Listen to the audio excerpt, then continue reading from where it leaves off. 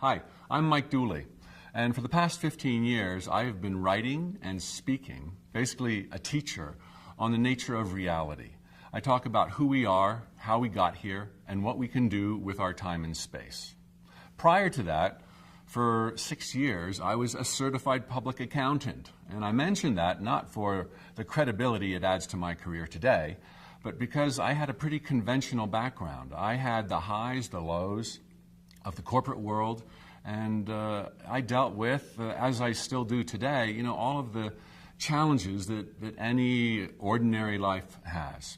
And in the past 15 years, during the time that I contributed to The Secret, I also wrote 10 books, 2 of which are New York Times bestsellers.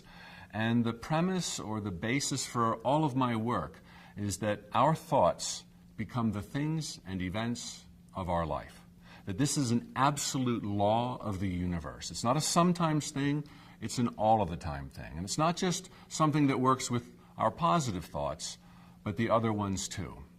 Yet, when you understand the nature of reality, all of a sudden it becomes quite apparent to you that you are inclined to succeed, that you're not vulnerable to your negativity, that there's even a little wiggle room for those pity parties that you sometimes have in the middle of the night with your best friend, so long as you know the ground rules with regard to the miraculous mechanics of manifestation. And then you follow up doing your part to leverage the universe and engage the magic.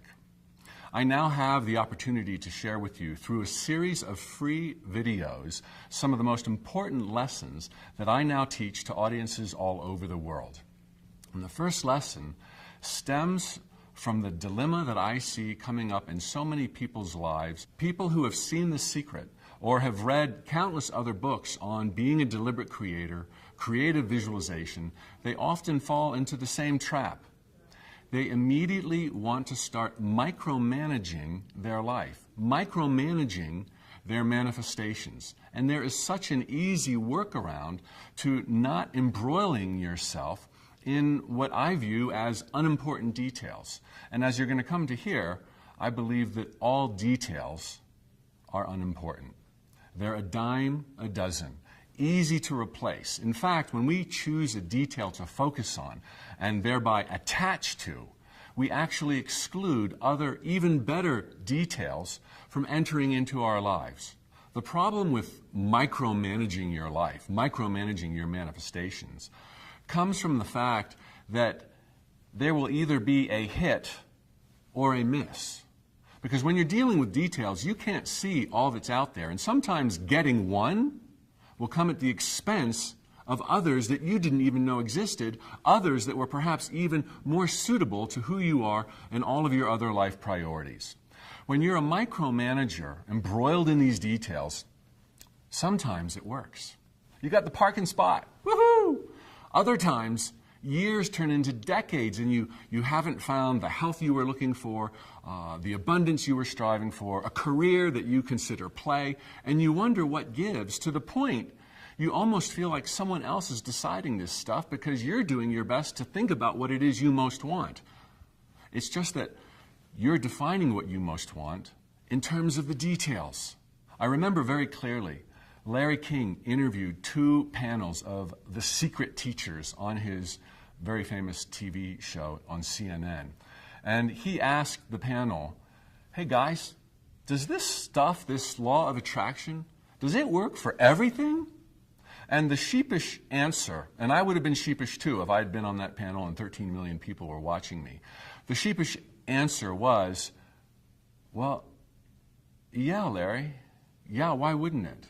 Yeah, something to that effect. And I'm not pointing fingers. Again, I would have probably said the same. I probably would have looked like a deer in the headlights myself. But having the benefit of reflecting on the question and the truth of the answer, it's like, no way, Larry. Absolutely not. This law of attraction, positive thinking, thoughts becoming things, does not work for everything. The issues, the nuances where we get on thin ice is when we want to apply our manifesting power or direct our thoughts and intentions to specific people specific details, or what I like to call the cursed hows, meaning worrying about how my dream's going to come true. And then sweating, are you in the right place at the right time? Do you have the right gifts? Are you going to be able to live up to your expectations? You end up carrying the weight of the world on your shoulders if you think you've got to figure it out and then execute it. Brain's way too small.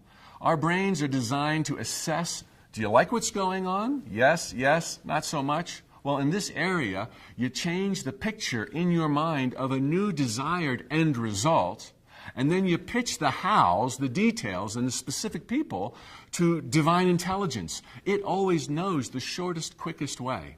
And so the workaround for extracting yourself from these details, these hows, and pinning your hopes on the behavior of specific people is to have big, bold end results. And I want to accentuate that I said end results. All manifestations begin with the end in mind. The end forces the details. And when your end results are big picture, you then leave room for divine intelligence to figure out all those details, all those hows, and who should be where and when. This is the secret formula, if you will, for all of a sudden getting your groove on and having traction and erasing from your mentality that perhaps something else is going on. Because absolutely nothing else is going on. You are by the Creator, of the Creator, for the Creator, now a co-creator on the plane of manifestation. And to help you get this idea of the end result dictating the hows, dictating the circumstances that you previously manifested. So to help you get this idea of the end results forcing the details, I want to share with you an analogy that I have shared with tens of thousands of people through live audiences and talks I've given all over the world. And that analogy compares digital GPS navigation to the miraculous mechanics of manifestation.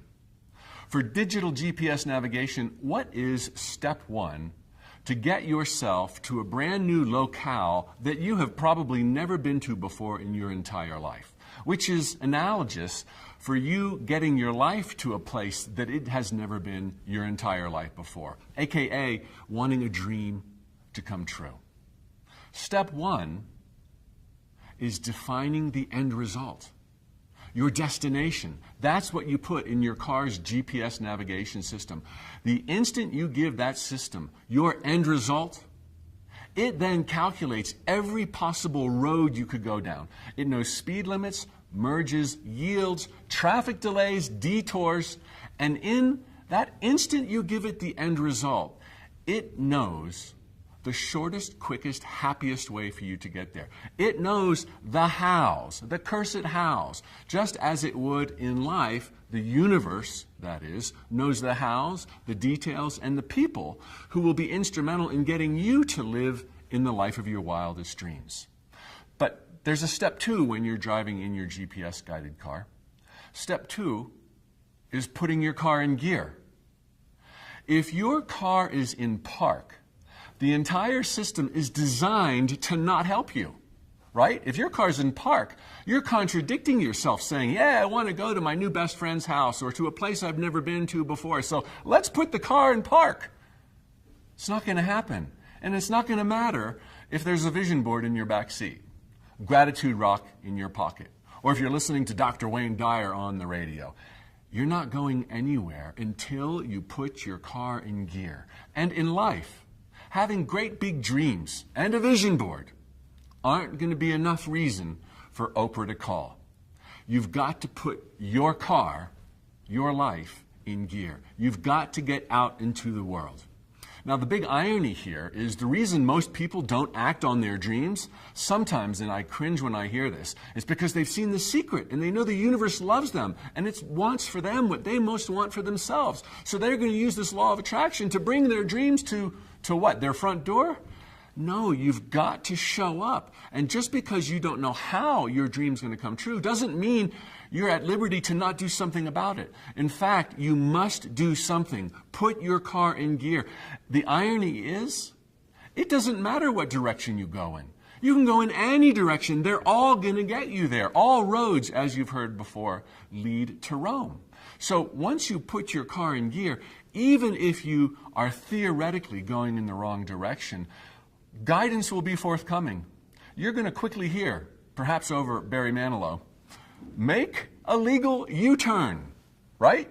And you're going to hear that until you get on track. And in life, even if you don't know what to do about making your dream come true, even if all you have at your disposal is going to that job you hate at the mall, that's 1,000,000 times better than staying at home waiting for a miracle.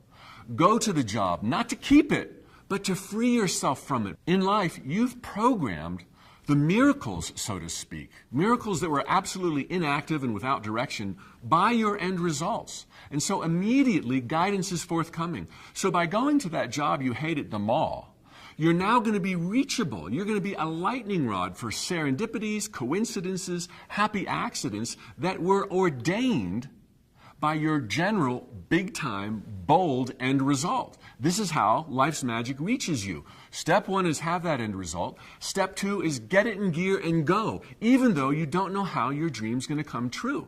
And then once you're going, the guidance is forthcoming, and one turn after another, you will end up in the place, on the road, in the direction that you most need to be. And chances are, it will not be the direction you first started out on, which is all the more reason not to worry about which road you start out on, because it's not going to be the right road, but it's going to make you reachable by those, hunches and intuitions and a new best friend who sat next to you on the airplane that gives you an idea to read a book, and now you're on track.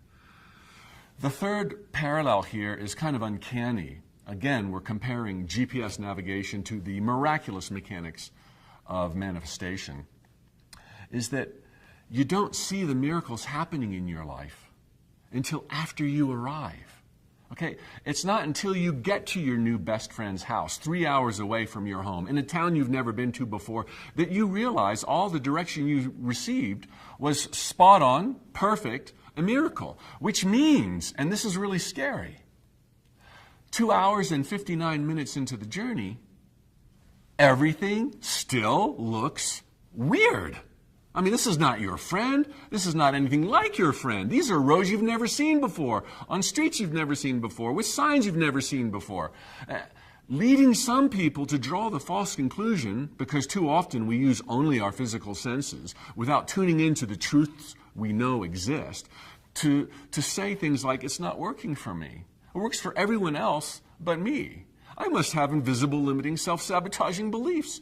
I think I'll go home and watch The Secret again. It's like you were a breath away from arrival. The tipping point had already been reached. You can't expect to see the miracles during the journey. They're not evident until after you arrive, and then you look back and you see how the serendipities played off of one another, and you're like, oh my gosh, there wasn't a moment, not a step on the path that I was alone. There wasn't anything that wasn't pounced upon by divine intelligence to make my thoughts become things. Yet as the path was unfolding, you knew none of that. You were privy to none of that. And if you will, this is the gist to living in the jungles of time and space. This is why it's an adventure to be here. You don't leave your parking stall at the beginning of a new 3-hour journey to your best friend's house and see them on the horizon as a little teeny dot waving to you, yeah, come on, you're on the right path. You get no confirmation in the jungles of time and space that your thoughts are about to become things. Therefore, you need to understand the theory here. You need to understand the nature of reality, hence all that I teach, so that people don't have question marks with regard to how things work. And then you can confidently move in the general direction of your dreams, realizing there is no other agenda. There's no one else deciding the fate or the destiny of your life. That the only thing that stands between you today and the life of your wildest dreams are the thoughts, the words, and the actions you choose to take between now and the time of arrival.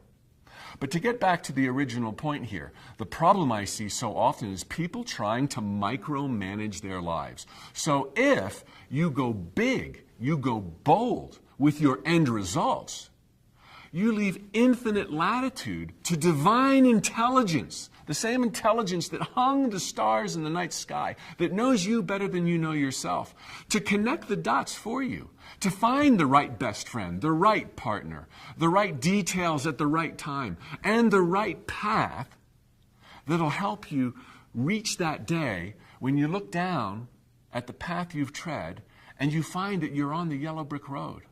And it's a road that exceeds your every wildest expectation. And you kind of scratch your head, as I now do with my life. And you remember when you started out. You know, that road was anything but gold and glittery. That road was dusty. That road was dark and scary. Every baby step you took seemed feeble. It seemed absolutely paltry and insignificant compared to the dreams that you harbored.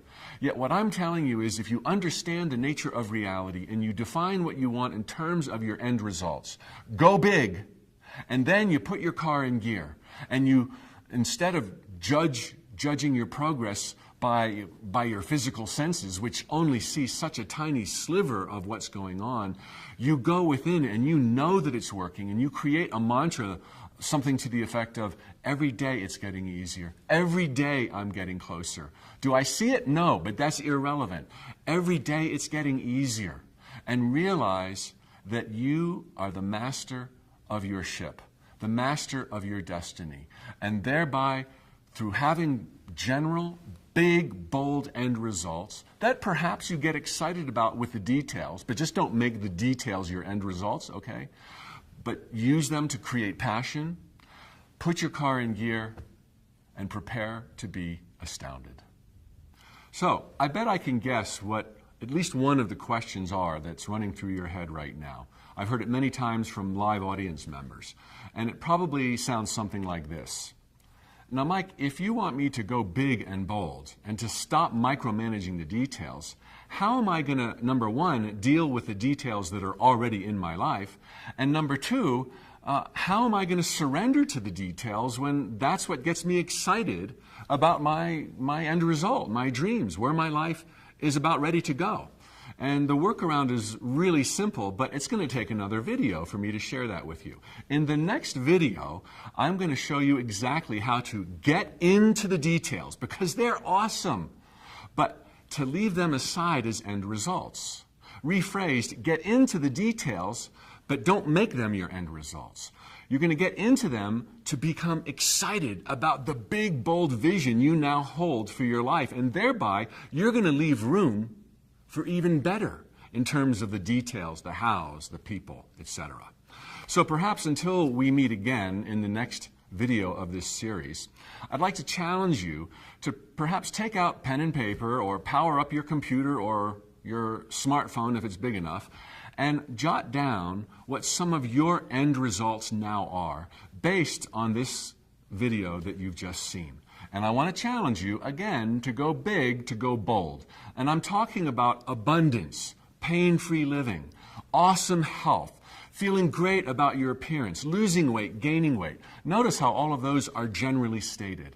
Maybe speak to your career, having a livelihood that you wouldn't even dream of calling work because it's so much fun. Where are your priorities for transformation right now? You don't have to get any more detailed than I just did in the descriptions I gave you. And if you want, you can take a second sheet of paper and then write down all kinds of awesome, sexy, cool details that get you really excited. And in the next video, I'm going to show you how to use those two lists to kind of embolden yourself with confidence, clarity. I'm going to teach you how to know what's important and what's completely unimportant, and perhaps even help you to make use of all the old school stuff that you've learned if you've been in metaphysical teachings for a long time, so that you can still continue with your exercising of the law of attraction, creative visualization, vision boards. All of that is awesome stuff when understood in light of the lessons these videos, this series is going to be imparting to you. So until next time, perhaps share what's going on in the comments of this video. I, for one, can't get any more excited about anything in life than the truth. And perhaps if you're feeling this right now and you've got that buzz going on and you perhaps have a tad bit more clarity, a sense of anticipation for what's coming next, or maybe even a question or two. So please share your ideas, your questions, and especially your comments and perhaps even enthusiasm in the comment section that relates to this video. Until next time, tally-ho.